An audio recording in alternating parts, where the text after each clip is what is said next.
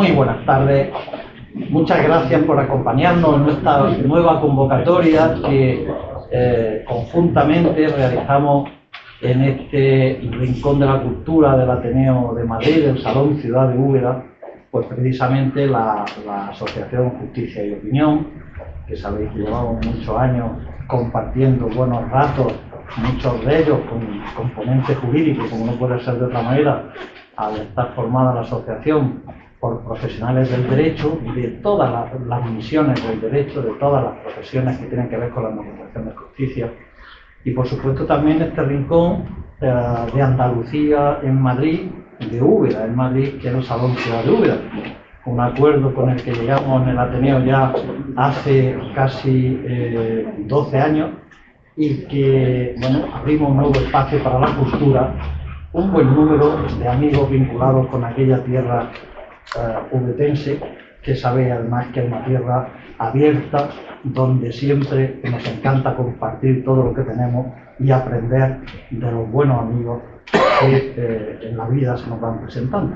Esas son las misiones. En ello también se une la agrupación Justicia y Cultura del Ateneo de Madrid, del que formamos parte. Y es que, bueno, doy las gracias por venir, pero de verdad que este agradecimiento me vaya a permitir que lo redoble por la mesa, por los invitados, por los ponentes, por los buenos amigos, en definitiva, que vienen hoy como invitados a hablar de un tema interesante, importante y trascendente, como es el que vamos a reflexionar y a debatir conjuntamente. Porque, en fin, no tengo que hacer mucho esfuerzo para agradecer que personalidades, que juristas tan grandes tengamos hoy con nosotros. Por supuesto que siempre refugiados en ese pretexto hermoso, además, que es la pieza, la obra literaria que Luis María Cazorla ha creado, esa novela Melilla 1936, un libro del que sinceramente, como es nuestra costumbre, siempre queríamos compartir con vosotros, pero mirad que hablamos de un libro sin tenerlo delante, sin poder vosotros acceder. Yo creo que vamos a hacer hoy este acto un incentivo para que vayamos corriendo luego a las librerías y lo acojamos. Pero la historia de Melilla 1936 tiene que ver mucho con el tema general que vamos a proponer, que reflexionemos y debatamos conjuntamente en este foro, que es la independencia judicial. Es que cuando programábamos nosotros los actos, los próximos encuentros, decíamos, claro, es que es absolutamente oportuno en estos tiempos tan convulsos, tan inquietos, sí, porque son convulsos, en estos tiempos hablar de la independencia judicial. Caramba, yo creo que no solo resulta oportuno, sino que es imprescindible, porque todos sabemos que es una pieza fundamental del Estado de Derecho. Los cimientos del Estado de Derecho tienen uno de sus pilares fundamentales asentados en la independencia judicial. Por eso, Luis María Cazorla cogió la historia de este juez ejemplar que en 1936 tuvo delante en Melilla, en su destino, nada menos que el agitamiento previo a la gran revuelta, lo que fue el alzamiento nacional, pero fue un hombre que, aunque lo fácil era encogerse de hombros y no meterse en lío, la verdad es que ejemplarmente hizo de un garante escrupuloso de la legalidad vigente hasta sus últimas consecuencias. Ese fue Polonio Carpentier, que fue ejemplar del que nos relata la novela de Luis María Cazorla, Melilla 1936. Pero bueno, ese creo que es un hermoso y además literario pretexto para que hoy tengamos una mesa tan extraordinaria. Quiero agradecer mucho y le voy a dar la palabra ya que van a ejercer de moderador de este encuentro y del debate posterior a quienes habéis venido, a quienes estáis hoy en esta mesa. ¿Qué voy a decir de nuestro buen amigo Javier Delgado, que lo vemos aquí delante hoy con una alegría y una vitalidad enorme y que luego te tenemos tan presente porque bien sabéis la trayectoria de Javier Delgado en el Poder Judicial, como magistrado del Tribunal Supremo y presidente del Consejo General del Poder Judicial, y lógicamente también posteriormente como un magistrado del Tribunal Constitucional, donde estuvo más de una década. Esos son pinceladas simples que denotan la trayectoria enorme, ejemplar de Javier. Así que sus palabras yo creo que nos van a ser muy oportunas y las vamos a tener muy presentes. Evidentemente también tenemos hoy a Pablo Lucas, que Pablo Lucas sabéis que es ya un veterano magistrado de la Sala Tercera del Tribunal Supremo, donde ya lleva 2 décadas, 22 años ya, una edad muy bonita, 22 años, que son 22 años, ¿no? Primavera. Entonces, además, en fin, que voy a contaros, que tiene una trayectoria extraordinaria, tiene unas misiones importantes, sabéis que está en el control del Centro Nacional de Inteligencia y de las misiones, y ahora, desde hace pocos meses, en las que César Tolosa se ha ido al Tribunal Constitucional, aquí con Enrique y el resto de componentes de ese tribunal, pues hemos visto que está ahora al frente de esta sala como presidente del Tribunal Supremo. Pues es un lujo tenerlo hoy aquí. Como es un lujo tener a Luis María Cazorla, este extraordinario jurista que escribe, en fin, en el lenguaje en que los juristas escriben, los que debatimos, pero además que es un creador literario de primer orden, porque ya tiene varias novelas.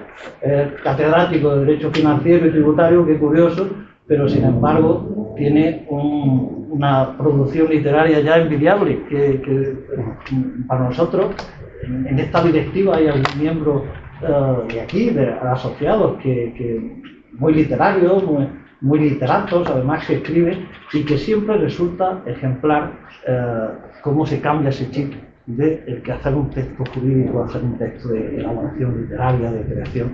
Eso lo hacen siempre los hombres grandes.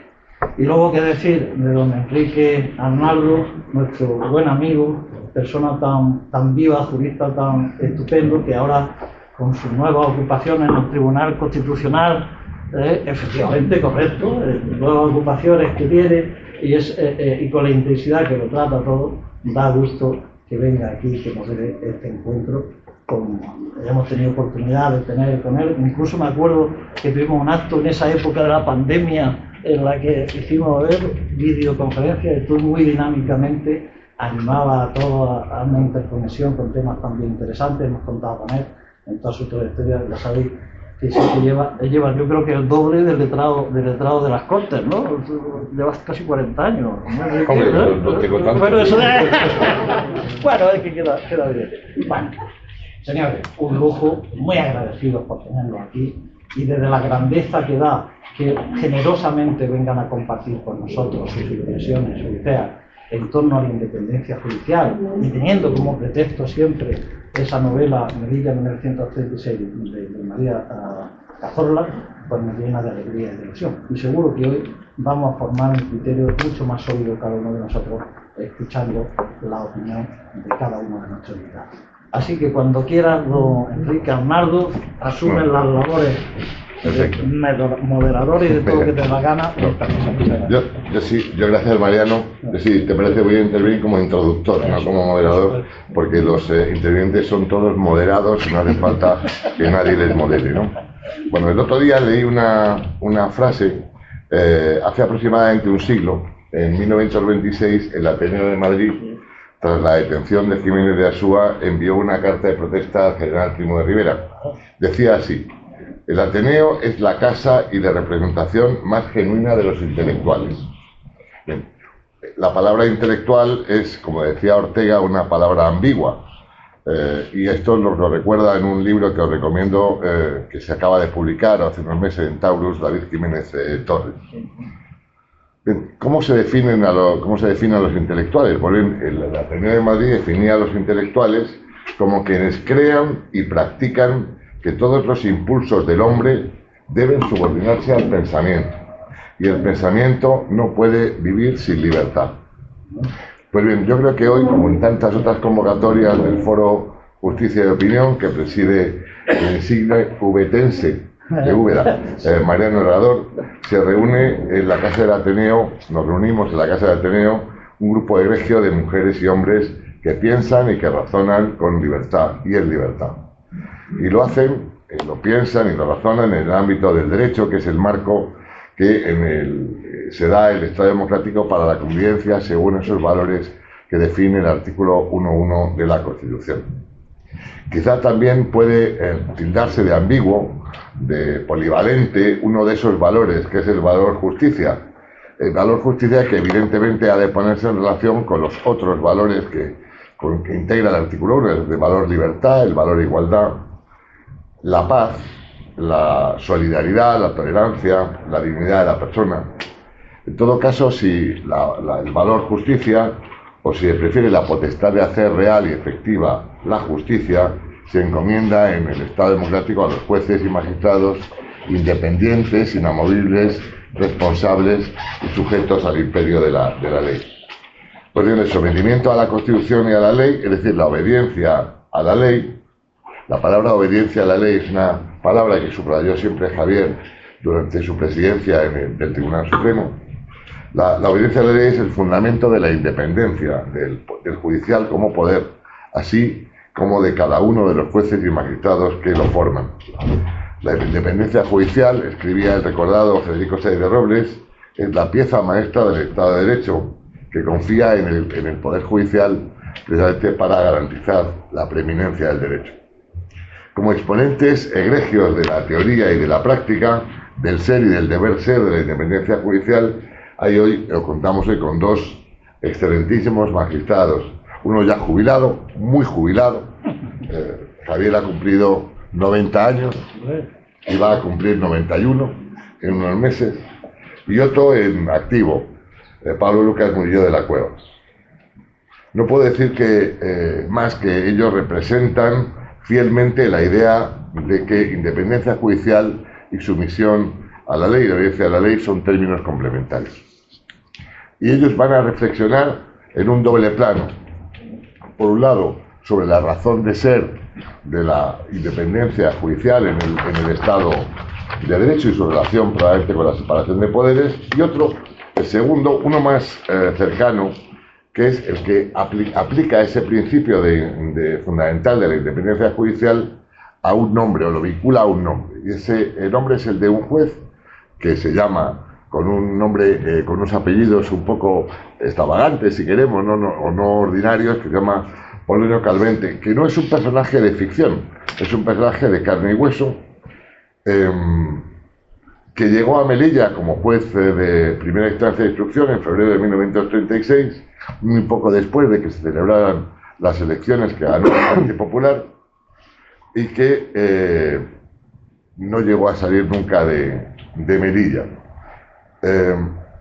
Este juez es un juez, repito, de carne y hueso, que ha sido no inventado, sino novelado por un jurista que reúne todos los galones de gran jurista y que es quien mejor podía entender el papel de una persona pues de trinchera, un llamado juez de trinchera, pero que personifica ese principio, ese valor que consideramos trascendente en nuestra sociedad, que es la independencia judicial.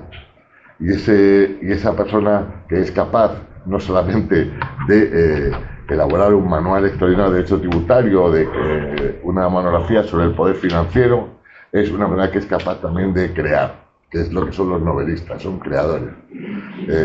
Y Luis de María Cazorla demuestra con este libro esa capacidad de trasladar la vida interesante de una persona, convertirla en una novela que es, si me permitís, como lector repetido en la misma, es una novela que diríamos es una obra acabada, que aúna el rigor histórico con el ritmo dramático, y en la que se pone de relieve pues esos los valores que puede representar una persona, que puede convertirse en maestro o en referente, mejor en referente para otras personas, para otros jueces y magistrados que 50, 80 o 100 años después ejercen la misma función.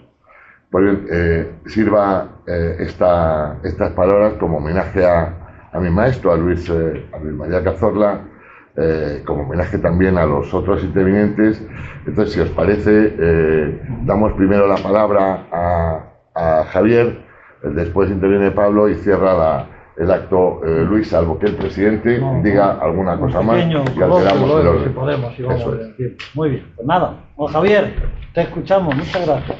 Por la venia. Adelante. Buenas tardes. Agradezco ante todo la invitación para participar en este coloquio con tan muy queridos amigos. Un coloquio en esta institución a la que vengo por primera vez en mi vida y en la que al entrar y ver horrorizado las escaleras que tenía que subir me han conducido amistosamente por un pasillo de la izquierda y he podido leer un párrafo que termina casi literalmente con estas palabras: esta docta casa en la que habita el pensamiento más libre. Pues agradezco la invitación para venir a esta docta casa a comentar un libro de un amigo mío, admirable jurista y gran novelista, que es Luis María Cazorla. El libro es Melilla, 1936. Es un libro en el que vamos a destacar, ya se ha destacado, que el protagonismo de un juez Joaquín Polonio. Pero el libro está muy bien titulado. No es la vida de un juez ni la biografía de un juez, sino es Melilla 1936. ¿Por qué? El verdadero protagonista del libro es Melilla. Melilla, las tensiones de Melilla. Todo lo que vivió Melilla, todas aquellas circunstancias con los bandos que se movían por el uno y el otro sentido. Ese es el libro. Y además aparece muy destacadamente la figura del juez Joaquín Polonio, que es a la que yo me voy a referir. A principios de abril de 1936 llegaba a Melilla Joaquín Polonio para tomar posesión del juzgado de primera instancia e instrucción. Este juzgado tenía una importante y terrible peculiaridad, y es la de que el juez tenía que sustituir al delegado gubernativo en caso de bastante ausencia o enfermedad, lo cual revela que la actuación profesional de Polonio no iba a reducirse a los asuntos propios del juzgado, sino que se iba a extender, tenía que extenderse también a los asuntos de orden público en el año 36. Repito, orden público en el año 36. Tenía que resolver los asuntos de orden público del año 36, cuando ocupaba la delegación gubernativa. Abril de 1936. 3 meses y medio después se iniciaba el golpe militar que dio lugar a la guerra civil, y Polonio era detenido, sometido a un proceso penal militar que acabaría con su fusilamiento 1 año después. En definitiva, aproximadamente Polonio vivió 100 días en Melilla en libertad. 100 días. ¿Qué pudo hacer en 100 días Polonio para que lo matasen? 100 días en Melilla eran muchos días. Melilla, por una parte, había tenido el 70% de votos, más del 70% de los votos, el Frente Popular. Y por otra parte, había un nutrido grupo de militares que estaban preparando un golpe militar. Estos dos polos generaban una tensión evidente que Polonio no podía desconocer. La conoció y además reaccionó adecuadamente. Creo que mantuvo tres posiciones distintas a lo largo de los 100 días en atención a cómo se desenvolvían los acontecimientos, a cómo se iba concretando lo que al principio era una posibilidad más lejana y después fue una realidad, el golpe militar. La primera posición de Polonio fue muy inteligente, muy práctica, y es, según sus propias palabras, seguir el viejo consejo de zapatero a tus zapatos. Él quería dedicarse a sus zapatos, prescindiendo de problemas más generales. Ahora bien, los zapatos de Polonio no eran solo los asuntos del juzgado, eran también los asuntos de orden público de la delegación gubernativa. En sus tareas judiciales, Polonio era un juez de técnica jurídica depurada, conocía la teoría del abuso del derecho, que 15 o 20 años antes había traído a España en una tesis doctoral Carlos Sotelo. Era hombre de clara independencia, y así lo demostró en asuntos que tenían una gran influencia, una gran repercusión en el ámbito social, como fue el atraco al Banco de Bilbao, en el que los militares sostenían una tesis que Polonio no compartía y no compartió, y como fue también el asunto del partido político Acción Popular. Acción Popular era un partido de derechas y el juzgado municipal perdió el pleito de arrendamientos urbanos y fue desahuciado.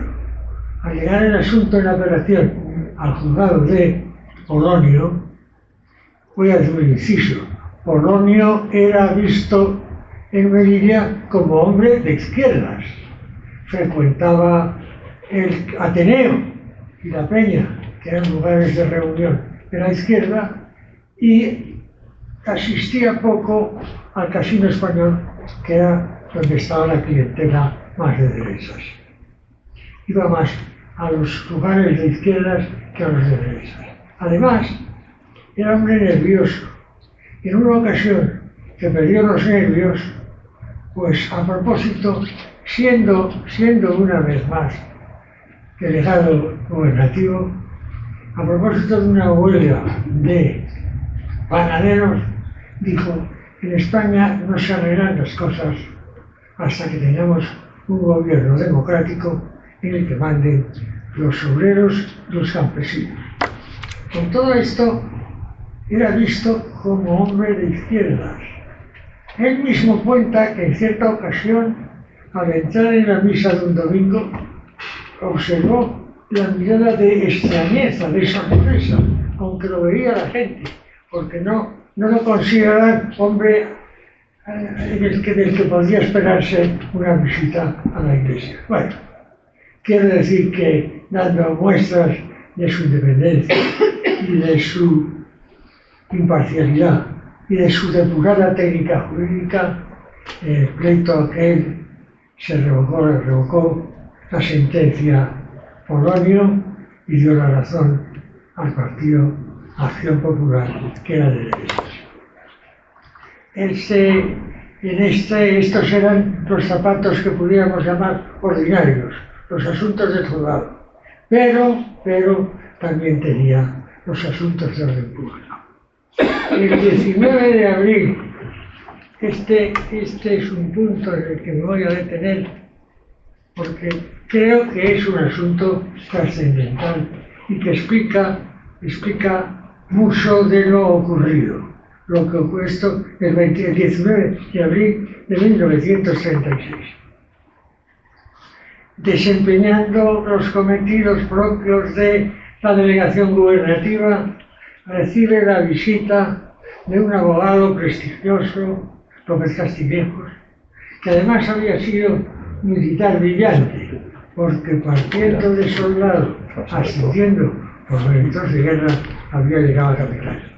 Acompañado de Gaitán, un dirigente de la izquierda, ponen en conocimiento de Polonio que en el casino militar está reunido un medio centenar de oficiales, de militares que quieren enfrentarse a socialistas y comunistas.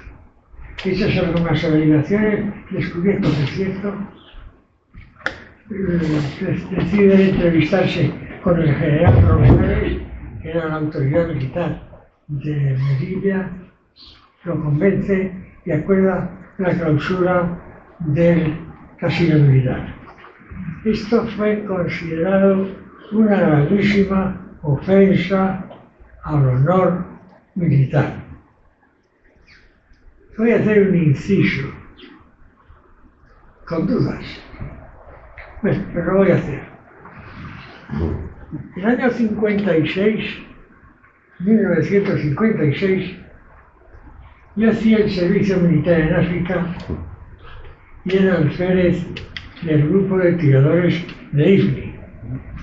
Y había unas instrucciones que decían que había que evitar conflictos con la población indígena. Había que ceder, había que tragar, había que consentir, todo menos cuando padeciera el honor militar. El honor militar era una idea esencial que rompía la instrucción de evitación de los conflictos. El honor militar era una idea, y es una idea esencial en la vida de los ejércitos. Cierro el inciso. Pues en aquel cierre del casino militar fue visto como una ofensa grave al honor militar y cuenta Polonio que en una cena baile en la que asistió al casino militar observó los ojos torvos con que lo miraban los militares. Esta fue la primera posición, la de Zapatero a tus zapatos. Después, en un segundo momento, cuando ya se va concretando la posibilidad del golpe, toma una posición más activa, la del buen republicano, y finalmente, el 17 de julio, cuando ya se produce el golpe militar, es entonces cuando podemos ver con admiración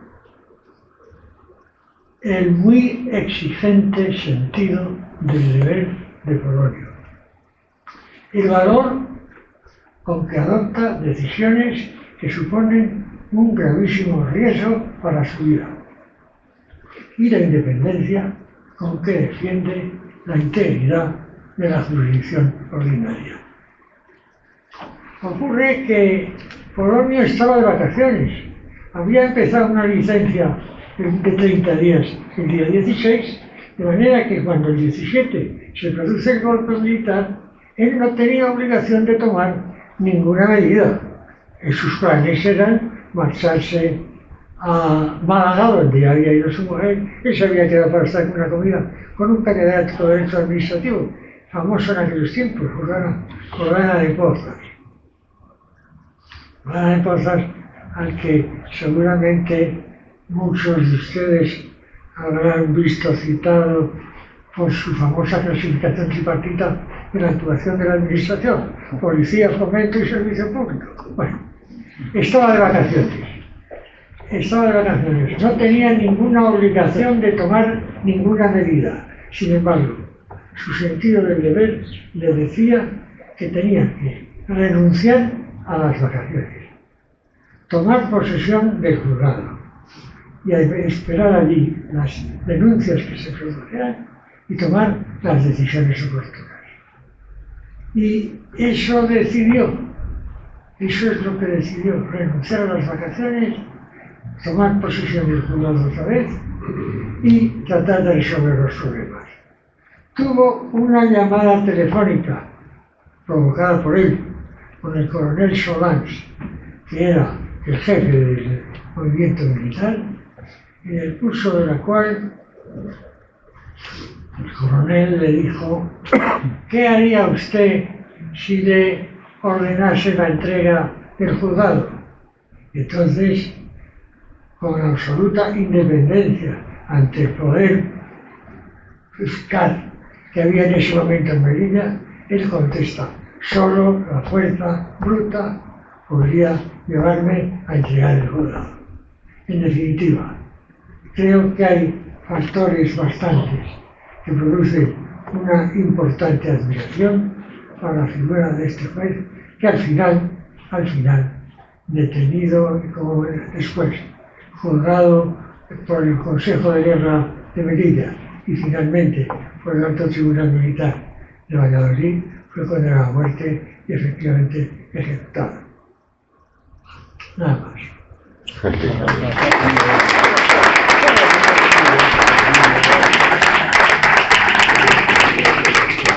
Pero sabes mucho mejor que yo, ¿eh? Pero sabes mucho mejor que yo. Muchas gracias, Javier. Qué maravilla escucharte. Qué maravilla escucharte y qué bien te sabes la historia. A lo mejor casi mejor que Mejor que yo, hombre, mucho mejor. Mucho mejor. Es una maravilla. Muchas gracias, Javier. Bueno, pues con el mismo interés vamos a escuchar ahora al magistrado, a Pablo Lucas, Murillo de la Cueva, que como os digo está ahora en la presidencia de la Sala Tercera del Tribunal Supremo, que tampoco es mala atalaya para divisar la independencia judicial. Muchas gracias, Pablo, y te escuchamos. Pues el agradecido soy yo, es lo primero que tengo que decir. Primero, porque gracias a la hospitalidad de la Asociación Justicia y Opinión puedo participar en este acto con motivo del libro de Luis Cazorla, Melilla 1936, en el que soy reincidente, porque ya tuve la oportunidad de intervenir en otra presentación algún tiempo atrás. Por lo tanto, un primer motivo de agradecimiento, reincidir en la presentación de este estupendo libro de Luis Cazorla Prieto. Agradecimiento también por formar parte de esta mesa. En la que, además de Luis Cazorla, cuento con Javier Delgado Barrio y con Enrique Arnaldo. A Enrique y a mí nos unen, entre otras cosas, una principal que yo quiero destacar en este momento, que es haber trabajado estrechamente bajo la presidencia de Javier Delgado Barrio del Tribunal Supremo y del Consejo General del Poder Judicial hace ya unos cuantos años. Y compartir la mesa, además de con Luis Cazorla y con el presidente, quien nos invita y nos acoge, con Javier Delgado Barrio, pues es para mí un motivo de satisfacción extraordinario, porque Javier fue un presidente del Tribunal Supremo ejemplar. Presidente del Tribunal Supremo ejemplar. Es una autoridad indiscutible en el mundo del derecho y es el modelo de un buen juez. Y no lo digo porque lo tenga aquí sentado y esté en esta mesa, sino porque lo tengo escrito. Lo tengo escrito y además afirmado en público y creo que es la realidad. Y no creo que me discuta esto nadie. Y por otro lado, pues yo no puedo, a la hora de expresar mi gratitud, no puedo ignorar que estamos en el Ateneo.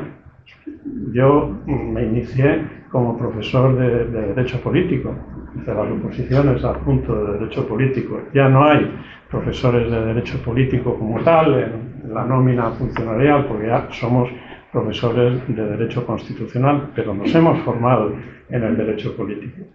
Y el germen del derecho político está aquí, es indisociable del Ateneo de Madrid, donde se pronunciaron allí en los años 30 y 40 del siglo XIX unas lecciones que son referencia clásica.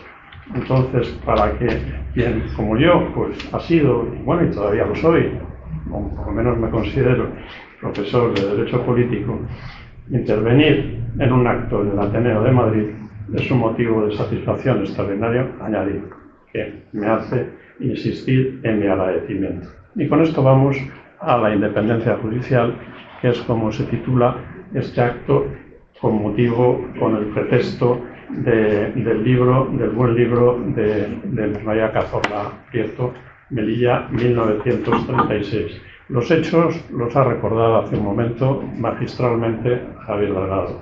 Son hechos tremendos, como eran todos los que sucedieron en aquellos años. El libro los reconstruye y los narra con precisión y con agilidad. Tuve ocasión de decir, cuando presentamos el libro en la Academia de Ciencias Morales y Políticas, que atrapa al lector. Aunque conozcas la historia y sepas o intuyas, si es que no te has dedicado a recorrer o avanzar más allá de las primeras páginas en el libro, intuyes el final, se intuye. Pero a pesar de eso, te atrapa el libro porque está narrado de una manera magistral para captar la atención del lector, situarle en el momento y hacerle a cada uno pensar cuál debía ser la situación que vivió Joaquín María Polonio Caldente y pensar qué me ocurriría a mí o qué haría yo o cómo me sentiría si estuviera viviendo esas circunstancias. Hasta tal punto, pues, atrapa al lector el libro en el desarrollo de la trama perfectamente reconstruida en un ambiente de enfrentamiento también descrito de manera igualmente magistral, pues le lleva a uno a pensar en un momento que igual podría no terminar como se cree que va a acabar, aunque al final acabará mal. Es un libro cuya lectura hay que recomendar. El destino de Joaquín María Polonio Caldente lo sella no la fortuna, porque pudiera pensar la mala suerte de que en vez de irse de vacaciones el 16 de julio se queda en Melilla. Y precisamente por eso se ve en medio de todas las circunstancias que nos ha recordado hace un momento Javier Delgado Barros. Pero yo creo que no es la fortuna, porque aunque interviene en todas las cosas de la vida, yo la veo la razón más en la integridad personal de este pueblo. En una situación de enfrentamiento existencial que va a desembocar inmediatamente en la guerra civil. Se queda en Melilla no por capricho, sino por el respeto que le merece el profesor Jordana de Pozas, que Polonio Caldente pues, había tenido sus inquietudes académicas, la tesis doctoral, tiraba garrigues y conocía a juristas, aparte de haber disfrutado de una beca en París y de haber ampliado estudios. Y por el respeto que le merece el profesor Jordana de Pozas, que por su trabajo en el Instituto Nacional de Previsión llega en ese día, el 16 de julio, a Melilla, se queda allí para recibirle y acompañarle. No solo por ser un maestro al que reconoce, sino porque él es la autoridad judicial de Melilla. Y en cuanto tal, pues quiere rendirle ese tributo, ese reconocimiento. Y por quedarse en Melilla es por lo que se ve embarcado en todos esos acontecimientos finales. Es el respeto al maestro y al cargo, que es algo muy importante. Y le cuesta la vida, le cuesta la vida su actuación. En conjunto, en esa que ha descrito también Javier Delgado como la del zapatero, también como la de delegado, pero fundamentalmente al final es por ser un juez que hace valer su condición.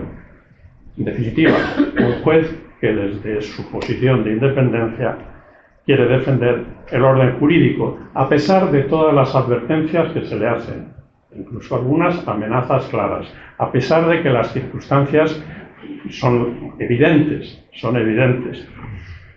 Y él, en solitario, él solo, hace frente a todo ello como juez, haciendo valer el ordenamiento jurídico, el respeto a la Constitución y a la ley.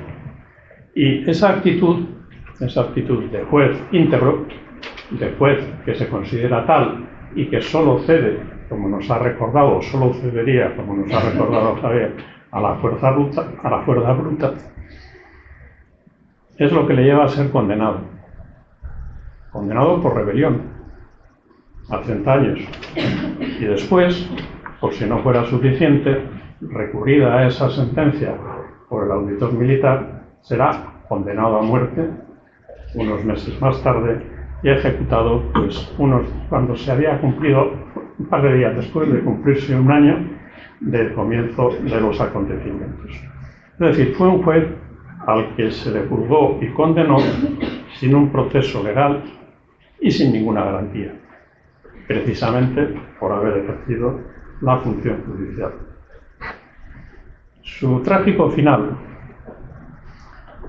yo creo que sirve, y ahora volvemos a la cuestión de la independencia judicial que lleva por título este acto, lleva o nos ayuda a poner de relieve la sustancial, la enorme diferencia que media entre el Estado de Derecho y el que no lo es. Y la importancia no solo de contar con una Constitución que limite el poder y asegure los derechos, sino también con jueces independientes que, con sujeción a la Constitución y a la ley, garanticen esos derechos y garanticen también el sometimiento de los poderes públicos a la legalidad. Cualquier jurista, incluso cualquier persona con sentido común, sabe que convivir exige reglas. Necesitamos reglas para que sea posible vivir unos con otros. Y también sabemos, sin ninguna dificultad, se comprende y todos aceptan o aceptamos que las reglas necesitan de alguien que zanje las discrepancias que surgen naturalmente al interpretar su sentido. Y esa misión es la del juez. El juez, que es una noción, un concepto, una figura, una autoridad que existe en todas las sociedades, que existe en todas las culturas. Porque son ellos los que son llamados a hacer esa función interpretativa, a esclarecer cuál es el sentido de las normas, el sentido de las reglas, sin las cuales no es posible ningún tipo de convivencia. Y un elemento común, imprescindible, también en todas las culturas, es que la noción de juez es inseparable de la condición de independencia, de la independencia. Si no hay independencia, si no es independiente, no es juez, se excluye. La dependencia se excluye de la condición de juez. La condición de juez exige ser independiente. Naturalmente eso no basta, porque además de independiente, el juez habrá de ser imparcial y siempre responsable, pero ante todo independiente. En el bien entendido que esa independencia se justifica porque está sujeto al ordenamiento jurídico. Ha de obedecer exclusivamente al ordenamiento jurídico. Y aquí vuelvo a una idea en la que insistió tantas veces, y yo lo he escuchado tantas veces a Javier, que es una obediencia, no una obediencia pasiva, no una obediencia plana, sino una obediencia pensante. Es lo que nos ha explicado muchísimas veces en las lecciones que nos ha dado a todos los que le hemos escuchado a lo largo de los años. Pues bien, Joaquín María Polonio Calvente fue uno de esos jueces, independiente, imparcial, responsable, sujeto al ordenamiento jurídico. Y el libro de María Cazorla Prieto lo pone de relieve con suma claridad. Y también nos ha mostrado, con la misma claridad, qué es lo que sucede cuando no hay Estado de Derecho, cuando no hay jueces independientes, cuando no hay tribunales de justicia como los que son propios del Estado de Derecho. Por fortuna, nosotros hoy, y desde hace ya mucho tiempo, vivimos en un Estado de Derecho, en el que los jueces somos independientes. No actuamos bajo instrucciones de nadie, ni para satisfacer a nadie, sino con nuestro entendimiento de la Constitución y de la ley a las que nos sometemos. Gozamos, es verdad, y por eso también somos independientes, de inamovilidad. Nos la asegura la Constitución. Y somos responsables, jurídicamente responsables, penalmente, administrativamente y civilmente. Y desde esa situación, desde esa posición, tutelamos los derechos e intereses de todos. Y nos preocupamos especialmente de tutelar los derechos fundamentales, porque así nos lo exige la Constitución. Y también controlamos el ejercicio de la potestad reglamentaria, la legalidad de la actuación administrativa e incluso, ahora que nos acercamos a un proceso electoral, la regularidad del proceso electoral, que en último extremo descansa en el control judicial de las elecciones.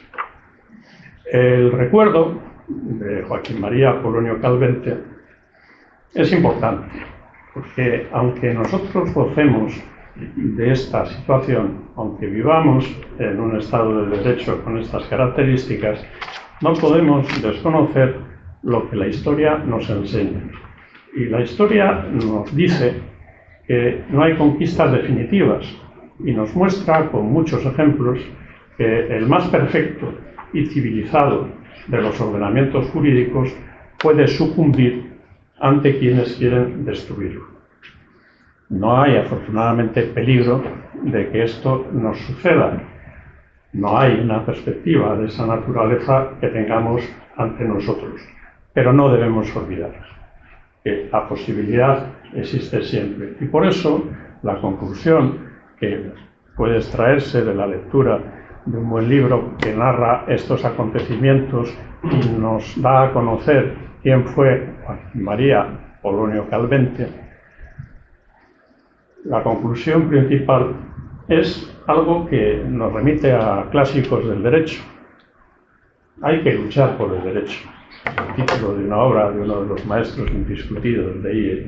Y más aún, hay que luchar por el Estado de Derecho, porque las consecuencias de si se pierde son igualmente tremendas como las que vivió Joaquín María Polonio Calvente. Por eso le doy las gracias de nuevo a Luis Cazorla por ofrecernos la oportunidad para llegar a este resultado, a esta conclusión. Muchas gracias.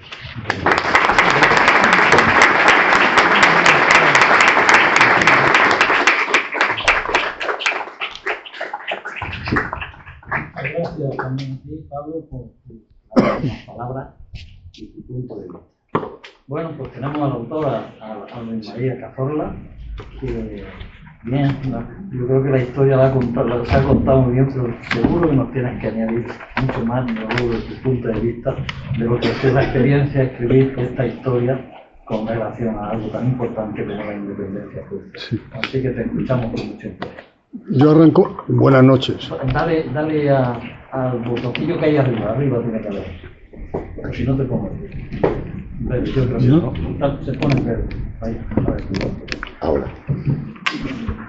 Decía que muy buenas noches. Voy a arrancar de una manera muy irregular. Voy a pedir permiso al presidente para mi intervención de 10 minutos, 12 minutos, tema de derecho civil de abogado del Estado. Tenga dos partes, una totalmente de mesa de camilla, ya que estamos 2 o 3 amigos aquí reunidos, y otra propiamente formal. La de la mesa de camilla es que no venía preparado. Yo le decía hace unos días a mi buen amigo y querido discípulo Enrique Arnaldo, digo, oye, a lo mejor suspendamos el acto, si vamos a ser 4 gatos es molestar, esto no merece la pena. Y claro, cuando me encuentro con magistrados a los que aparte de amigos les dirijo mis demandas, con compañeros catedráticos, otros letrados, otros abogados del Estado, pues me he quedado sobrecogido y como veréis está improvisando a ver qué digo yo que merezca la pena. pero al propio tiempo estar aquí me sirve, estoy todavía en la mesa de camilla, de gran alivio. Tengo un día tremendo. A las 5 de la mañana estaba repasando una demanda contencioso-administrativa en uno de estos bestiales pleitos que hay que montar por estas leyes que están emanando del Congreso de los Diputados, que a mí, como letrado de las Cortes, con 47 años de ejercicio de la Cámara, me avergüenzan. Después he tenido que estar en el Consejo de Bolsas y Mercados, donde he renunciado a mi condición de secretario general de Bolsas y Mercados porque consideraba que mi tiempo había llegado a su término. Por tanto, llegar aquí y encontrarme a tantas personas tan importantes me ponen en un aprieto, pero me sirven de solaz, es decir, lo jánico de la vida. Y ya, presidente, entro en la parte formal. Es que no se entiende la parte formal sin haber dicho lo que acabo de deciros. Pero os doy sinceramente las gracias primero a todos vosotros por estar aquí a las 9 de la noche en Madrid con el calorazo que hace. Llenar esta sala, indudablemente, esto responde a la capacidad de convocatoria de Enrique, que una vez más me ha dejado muy sorprendido. Algo tendremos que hacer, Pedro, algo tendremos que hacer con él. Después, compartir la mesa con el gran maestro, indudablemente, que es Javier, que cuando recibí una llamada hace unos meses telefónica de él y de una manera propia del entusiasmo juvenil que hemos tenido ocasión de oír, me dice: me ha entusiasmado tu novela, ¿cómo? En fin, me dijo una serie de cosas que me dejaron medio cao. Me dijeron, bueno, pues de vez en cuando lo que uno escriba, si a Javier Delgado le parece, merece la pena el esfuerzo. Gracias, Enrique, por haber montado este acto. Este acto, tú eres el autor y a mí me pone en una situación que contigo es contradictoria. Yo te he escuchado a ti como preparador mucho más tiempo que el que tú me escuchas a mí, pero ahora me empiezas a escuchar tú a mí, con lo cual se produce los dos lados, las dos caras de la vida que siempre tiene.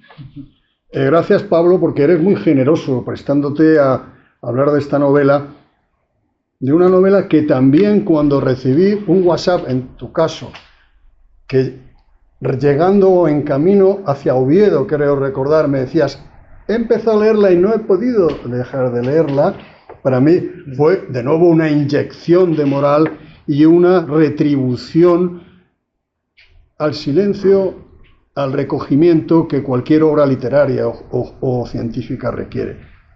Y, presidente, qué asociación tan apañada tienes, ¿eh? Que hay que ver, ¿eh? Cómo atienden a la llamada del mando. ¿Cómo nace esta novela? ¿Qué hay verdaderamente detrás de todo esto? ¿Y qué conexión puede guardar con la realidad actual? Esta novela tiene, primero, es rendir justicia a una persona que padeció una situación que podíamos haber vivido prácticamente todos. Pero os imagináis en una capital, no una capital, en una ciudad importante, pero ni capital de provincia, que de pronto en vuestro juzgado, o en vuestra abogacía del Estado, o en vuestro puesto público, llega un coronel pegando una patada a la puerta diciendo, oiga, entrégueme el juzgado. Pues es que no es problema de izquierdas o de derechas, sino de, bueno, del deber. Digo, oiga, pero a mí como el Ministerio de Justicia entonces no me diga nada, ¿cómo se lo voy a entregar, no? Después es describir una situación en donde no se espió este señor inmerso por ser, yo no creo que era de izquierdas, él era un hazañista, un liberal reformista, un hombre culto, un hombre con mente abierta, pero no daba un paso más. Es que en esa situación se habrán visto en el otro lado muchos también. Es decir, es la situación, describe una tragedia nacional, describe lo que nunca puede volver a ser, las consecuencias del odio desatado, del enfrentamiento como método, del cainismo llevado a su último extremo. Él es víctima de eso, que lo mezcla con el sentido del deber, al propio tiempo con cierta mala fortuna. Y, en definitiva, el cóctel es trágico. Acaba cruelmente encerrado, además, en la prisión de su juzgado, en la prisión donde lo mantienen, precisamente de una manera sañuda. Este hombre, por otra parte, nace en mi mente de una manera muy curiosa. Toda novela, porque esto es un relato sobre hechos ciertos, pero la conversación que mantuvo con Jordana de Pozas el 17 de julio en la hípica es un hecho cierto que ocurrió, pero me la invento yo. Un Jordana de Pozas verdaderamente enrabietado porque a su maestro Calvo Sotelo le acababan de pegar un tiro, y un juez que dice, hombre, no exageres, vamos a ver si no... Sí, perdona, la maldita alergia que padezco. Bueno, y un juez que quiere poner paños calientes. Pero ese hecho existió, y lo que yo me he inventado en función del conocimiento de los caracteres de esta persona es lo que se diría. ¿Qué se diría? Uno, que ese mismo día, me refiero a Jordana de Pozas, que no está tan lejos, es don Luis Jordana de Pozas, el presidente del Consejo de Estado, presidente de la Real Academia. Acabamos de colgar en la Real Academia un cuadro de él como presidente, no está tan lejos. Esto no pasó en la época romana, ocurrió relativamente cerca. Esa misma tarde don Luis se adhiere al movimiento y él se encierra en su juzgado. Claro que tiene parte histórica cierta, el hecho existió. Lo novelado es el contenido de esa conversación. Por tanto, es una novela que describe una tragedia brutal en la que podíamos haber estado envuelto cualquiera de nosotros, en la que se han visto envuelto con seguridad personas desconocidas, masacradas por un lado y por otro en la barbarie desatada entonces. ¿Y cómo surge la chispa? Es decir, yo puedo identificar, sobre todo en la parte literaria, en la parte jurídica responde más a una necesidad concreta, a unas oposiciones, a un libro científico con motivo de algo, pero la parte literaria siempre he sido capaz de describir dónde nace la chispa, dónde nace el impulso creativo, dónde nace el aliento creativo que me lleva a escribir 500 páginas. Pues yo sé perfectamente dónde nace. Y os vais una vez más a quedar sobrecogidos. Con motivo, yo he dedicado 3 novelas al Protectorado Español de Marruecos y 3 a la República. La primera, Sanjurjo, la segunda, La Bahía de Venus, cuando se pelean Lerroux, el centro derecha y pierde la selección, y esta. Bueno, pues estuve en Melilla con el decano del Colegio de Abogados, amigo de casi todos nosotros seguro, Imbroda, a presentar el general Sanjurjo. Y era aquella época en donde esta moda del trasiego de cadáveres empezaba y habían llevado a Sanjurjo de Pamplona a Melilla. Y yo, bueno, había escrito una novela sobre él. El cementerio católico de la Purísima en Melilla es auténticamente un monumento histórico. El que le interese la historia, te vas topando con tumbas de personas. Este es el de Anual, este es el de Barranco del Lobo, este me suena por... Bueno, y a la salida voy con él y me para y me dice, oh, mira esto, Blaje, mira qué tragedia. Y veo una placa, una cruz, Joaquín María Polonio Calvente, 17 de julio del 33, allí, en el cementerio. Me dice, mira qué tragedia, vino este hombre, un hombre preparado. Bueno, ahora ser doctor, ir a estudiar a París, hablar francés y que le califique a uno como juez culto en un prólogo el divino Joaquín Garrigues no tiene tanta importancia, pero en el 36... que el ministerio te dé una beca para ir a estudiar a París y que el juez entonces en Estepona o en Álora diga, me tengo que ir a estudiar a París y que sepa francés y que se escriba su... Ponerlo en circunstancias, no era un hombre cualquiera. Bueno, pues yo ya he perdido el libro. A ver, Enrique, ponme la chispa. Ah, bueno, entonces me planta, apúntame, Enrique, que yo voy perdiendo la memoria, que los años pasan para todos. Bueno, como os digo, me planta allí y me dice, este pobre hombre. Y entonces me empieza a contar, no, es que este llegó en marzo, fijaros, en marzo, de Álora, como un ascenso en su carrera. Por cierto, pone el juzgado al día en 4 meses, ¿eh? Un juzgado por el que pasaban los jueces no duraban 20 días, o sea, se iban de allí huyendo. Y dice, joder, se lo llevó, fíjate qué barbarie, y la acabaron fusilando. Entonces yo empecé a tirar de lío, esa es la chispa. Empecé a estudiar, conseguí el número de oposiciones, con quien sacó la oposición, dónde estuvo, empezó en Vitigudino, llegó a Estepona, fue tal. El sumario es brutal, y ahorro mencionar algún nombre para no herir sensibilidades. Brutal el sumario. De ahí nace esta novela. Y es lo que refleja una tragedia nacional en donde se podía haber envuelto, estaría envuelto tantísimos podríamos estar y habrán estado envueltos. Acabo porque lo que han dicho me han pisado. El maestro Delgado Barrio se sabe la novela mucho mejor que yo, y en profundidades de Pablo no te quiero ni contar. En fin, me han dejado que he tenido que inventar corriendo lo que estoy diciendo. Este tema tiene una gran actualidad hoy. Este tema tiene una gran actualidad hoy, porque en el fondo, ¿qué es lo que ocurre cuando Solans pega una patada a la puerta y le dice que no, y le dice el juez: oye, que el que te va a procesar soy yo, porque tú esto es una sedición como un castillo, pero ¿el amparo de qué has sacado las tropas? ¿El amparo de...? Es la intronización del desprecio y el atropello al derecho. La intronización en ese momento de la fuerza como instrumento de relacionarse las personas. Claro, desde luego no estamos, afortunadamente, muy lejos de esta situación. Pero sí en esta época empieza a cundir, y yo lo he palpado en 1000 sitios, y particularmente en el Congreso, un cierto desprecio al derecho. Es decir, un cierto desprecio al derecho y considerar que el derecho es cosa de gente conservadora y de derechas. El derecho es un instrumento para cualquier política, pero el único instrumento capaz de canalizar ordenadamente hacia la meta que sea.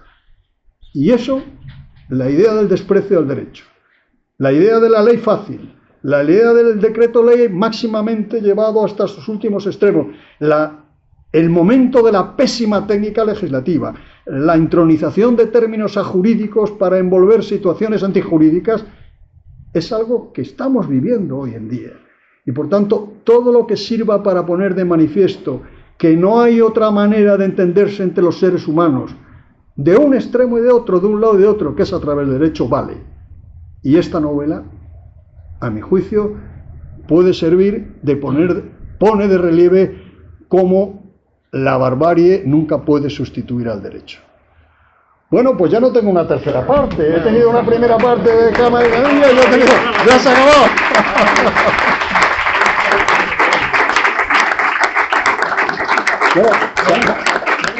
No, se me ha olvidado una cosa, terminar yo, como es son ahora está, sí, lo tarde que se me ha olvidado diciendo, con el permiso del presidente, ahora cada mochuelo es olivo, pero no me ha dejado decir.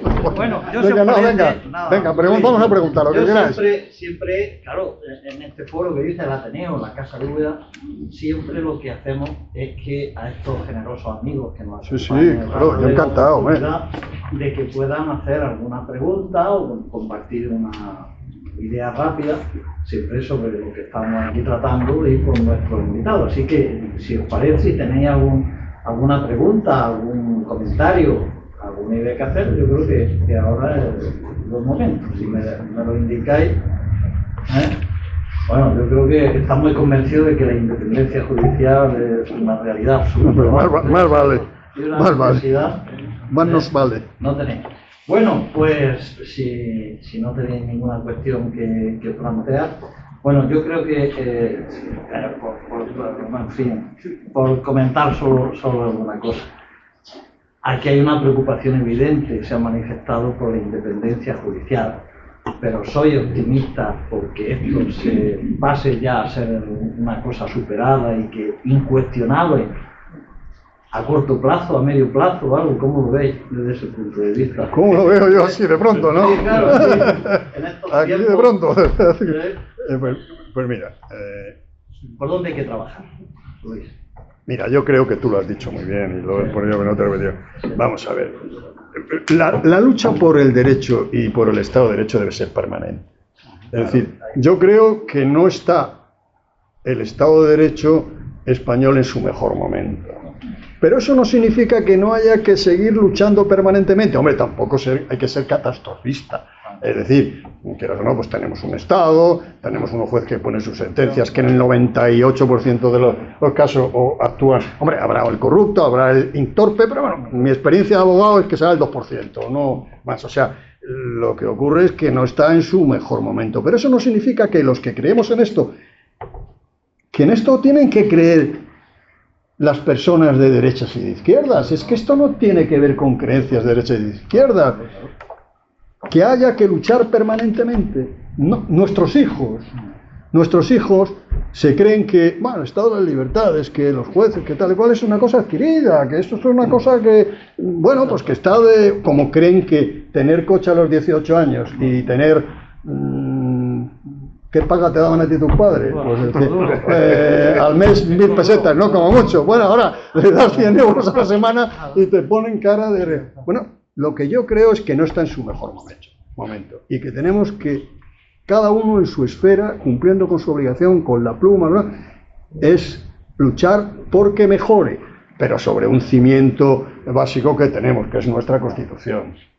No está, en definitiva, en su mejor momento, pero tampoco hay que decir que este es el estado de la barbarie, porque gracias a otras, por otros motivos, pues en mi experiencia, en el 99% de los casos, lo que dicta como abogado un juez, para mí es lo esperable y por tanto hay que pensar que no estamos en un momento caótico todavía.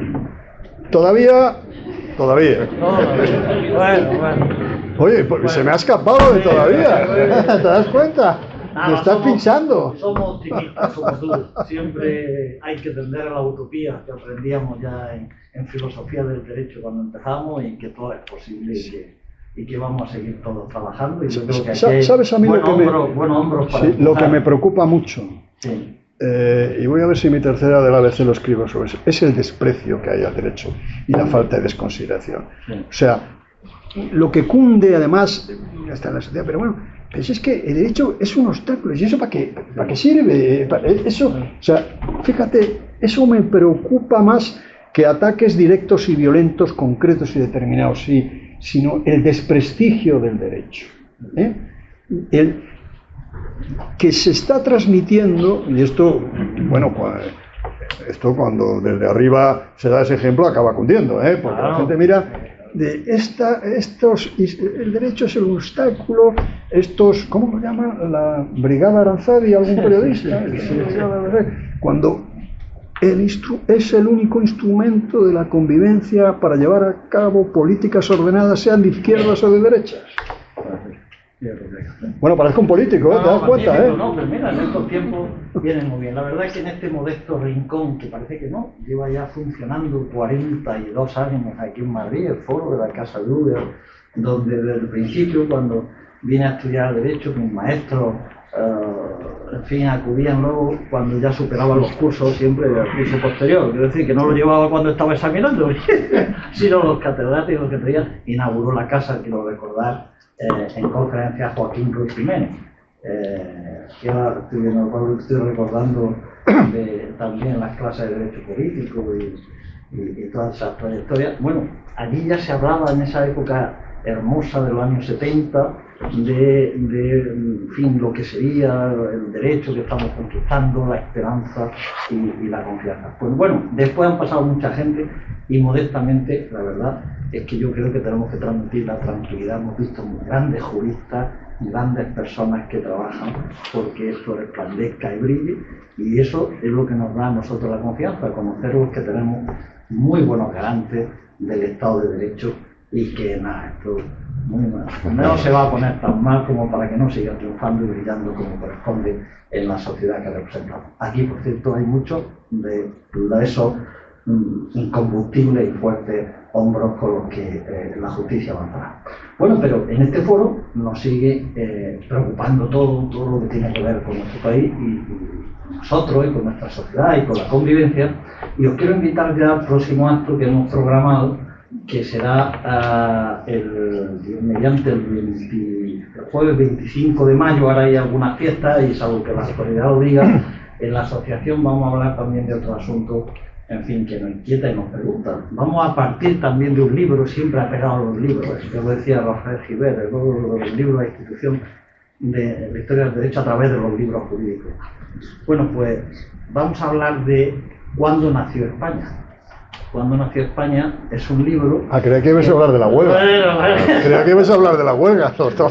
Por ejemplo también hablaremos, y hablaremos de la ley que se ha aprobado hoy, etcétera, etcétera. Porque aquí traemos siempre la cercanía, ¿no?, de personas que saben compartirlos con toda la sociedad. Bueno, hablaremos de cuándo nació España, el filósofo Pedro Insúa y José María Marco, también otro historiador que tiene muchos libros, creo. Bueno, él plantea la tesis de que ya Alfonso X el Sabio, ya estaba España ahí, ¿no?, con Alfonso X el Sabio, con Alfonso X el Sabio, pero esa configuración y tal, ahora José María Marco mira hacia el futuro y dice, bueno, esto es posible, esa unidad tiene buena salud, seguirá, ¿verdad? Y bueno, un tema que también creo que tiene mucho interés y que os invitamos a participar en él. Bueno, amigos, os agradecemos mucho que nos hayáis acompañado. Agradezco muchísimo a Javier, a Pablo, a Luis y por supuesto a Enrique, que hayan tenido la gentileza de compartir ideas tan interesantes. De luego nos vamos inquietos porque no hemos tenido el libro cerca, los que no lo hemos tenido la suerte de leer, vamos a acudir a él. Vamos es que quería que trajera libros, digo, pero que yo no voy a vender libros, que yo no voy a vender libros. Una cosa, no, hombre, pero el libro es muy importante, ya podíamos hablar de eso, de que el acto de cultura no es leer los libros, ¿sabes? Muchas veces comprarlos. Que Tamames, que ha estado... Continuamente decía, no, cuando me preguntaban, no, decía, oiga, que sin ningún empacho, yo aquí he venido a vender mi libro.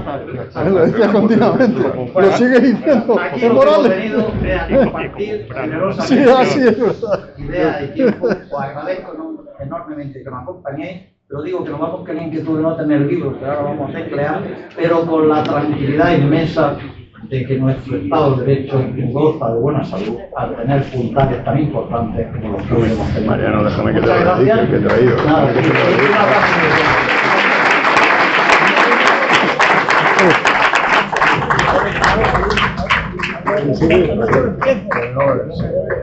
Sí,